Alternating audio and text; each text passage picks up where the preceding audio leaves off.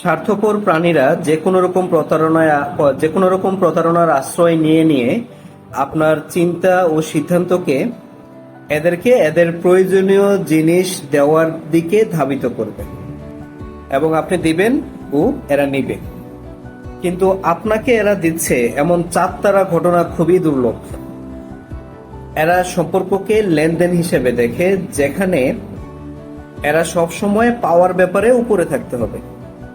এরা নিজ লাভের জন্য প্রকৃত বন্ধনের বা প্রকৃত বন্ধুত্বের গলা কাটে। আর আপনি ভেবে পান না যে এই বন্ধনে আপনার কি ভুল ছিল।